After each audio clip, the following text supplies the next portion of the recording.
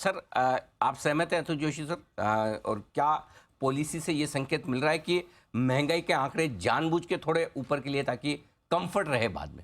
नहीं, डेफिनेटली महंगाई के आंकड़े काफ़ी ऊपर उन्होंने प्रोजेक्ट किए हैं। जीडीपी के आंकड़े भी काफ़ी ऊपर की साइड दिखाए हैं। अगर आरबीआई की खुद की पॉलिसी का स्टेटमेंट हम लास्ट पॉलिसी का देखें तो उन्होंने Q3 22 और Q4 23 एंड Q4 23 के लिए 4.4 और 4.2 के आंकड़े बताए हैं, जबकि Q1 का आंकड़ा जो उन्होंने बताया है वो 7.8 का दिखाया है। तो ये सडनली 3% की बढ़ोतरी आएगी कहाँ से? बेस का इफेक्ट तो है नहीं, क्योंकि जो हमारा Q1 22-23 था, अप्रैल से लेके जून 2022 का जो क्वार्टर था, वो फर्स्ट क्वार्टर था जो एब्सोल्युटली नॉर्मल था। उसमें हमने 13.5% की जीडीपी ग्रोथ देखी, क्योंकि उसके अगले साल जो 21 का साल था उसमें कोविड की वजह से सब कुछ बंद था। तो ये फर्स्ट हमारा क्वार्टर नॉर्मल था 22-23 का, उसके ऊपर आप 7% की ग्रोथ दिखा रहे हैं, जबकि जान से मार्च का आप 4.2% का दिखा रहे हैं। तो इतनी बड़ी ग्रोथ आएगी कहाँ से? ऐसा क्या हो जाएगा दुनिया में, ऐसा क्या हो जाएगा देश में कि आप सडनली 7% पे चले गए? बेस इफेक्ट है नहीं, स्टैटिस्टिकली मेरे ख्याल से ये एरर है। तो प्लेइंग टू द गैलरी है, जैसा आपने बताया। एफएम ने 6 to 6.8 बताया, इन्होंने सडनली 6.4 ले लिया। एफएम ने बोला 7% होगा, तो उन्होंने विदाउट एनी रीजन 6.8 का 7% बता दिया। तो ये आंकड़े जो है वो मैच नहीं कर रहे हैं, और मेरे ख्याल से उनका फोकस सिर्फ और सिर्फ ग्लोबल के ऊपर है।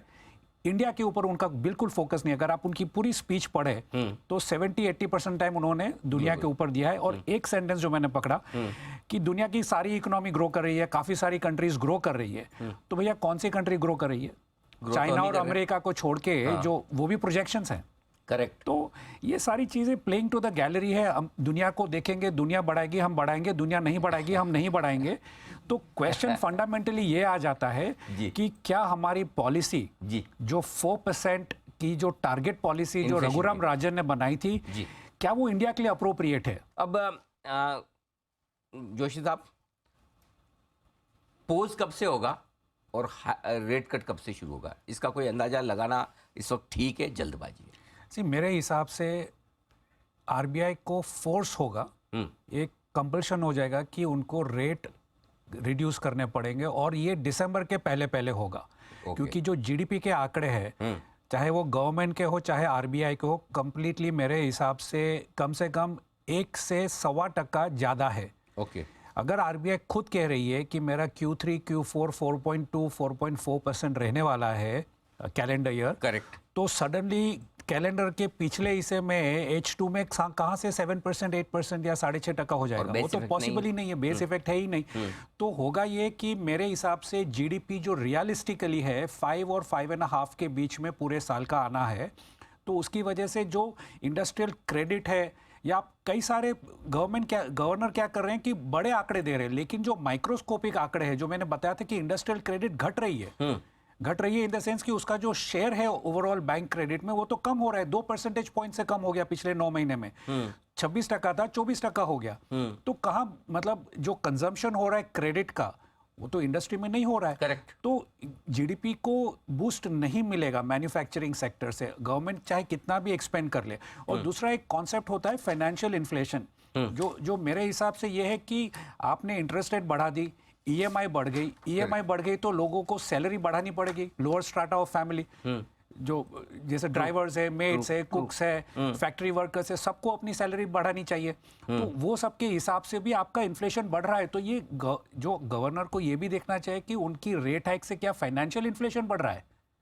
अगर हमारे ड्राइवर्स जो थे, मान लीजिए कि मार्च में उनकी 20,000 की पगार थी, आज 22 से नीचे कोई मिलने को तैयार नहीं है। करेक्ट। वो क्यों हुआ?